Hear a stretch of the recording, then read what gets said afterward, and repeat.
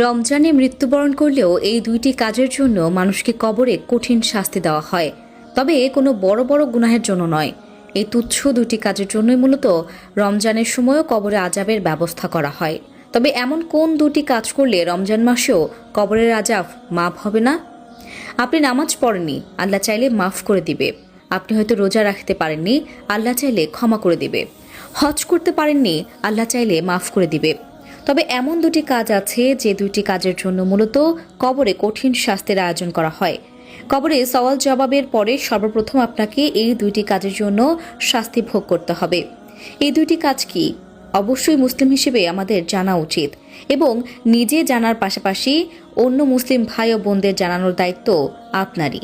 তাই অবশ্যই ভিডিওটি শেয়ার করে পৌঁছে দিবেন সকলের কাছে। আপনার একটি মাত্র শেয়ারের কারণে তারাও জানতে পারবে এই কঠিন দুইটি শাস্তির ব্যাপারে। প্রিয় দর্শক, আপনি যদি মুসলিম হয়ে নিজেকে সৌভাগ্যবান বলে মনে করেন, তাহলে আল্লাহর শুকরিয়া আদায় করে কমেন্টে একবার আলহামদুলিল্লাহ লিখতে ভুলবেন না।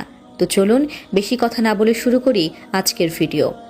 হাদিসে রাসূলুল্লাহ সাল্লাল্লাহু আলাইহি ওয়াসাল্লাম আরও বলেন, যে দুইটি কারণে তাদের কবরের আযাব দেওয়া হবে তা থেকে মুক্ত থাকা তাদের জন্য কঠিন কিছুই ছিল না।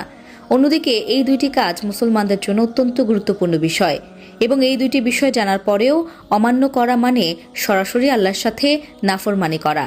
তাই প্রত্যেক মুসলিম নরনারীর জন্য এই বিষয়টি খুবই হালকা নজরে দেখার কোনো সুযোগ নেই। বস্তুত পবিত্রতা ইমানের অঙ্গ।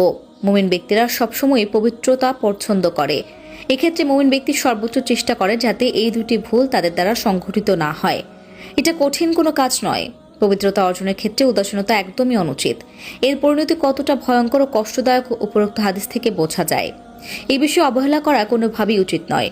1 নম্বরে যে কাজের জন্য কবরের শাস্তি দেওয়া হবে তা হলো প্রস্রাব করে পানি না নিলে।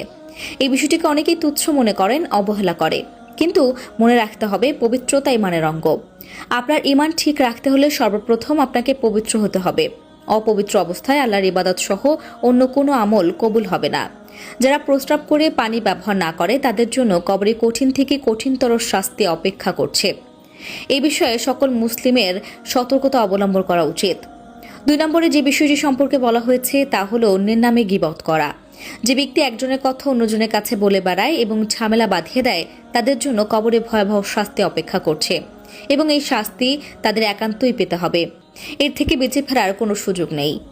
এখনকার দিনে দেখা যায় একজন আরেকজনের কথা অন্য জায়গায় বলে ঝামেলা বাঁধিয়ে দেওয়া, তাদেরকে সম্পর্ক নষ্ট করে দেওয়া খুবই সাধারণ বিষয় হয়ে দাঁড়িয়েছে এবং কুটনামি করে শয়তানকে সাহায্য করার শাস্তি ভোগ করতেই হবে।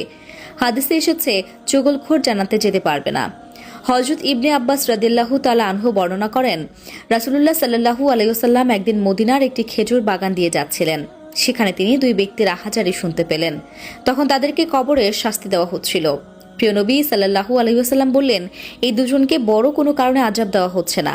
অবশ্যই এগুলো কবিরা গুনাহ।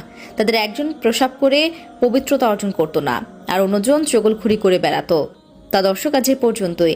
আবারও আসবো নতুন নতুন সব তথ্য নিয়ে। সে পর্যন্ত সবাই ভালো থাকুন, সুস্থ থাকুন।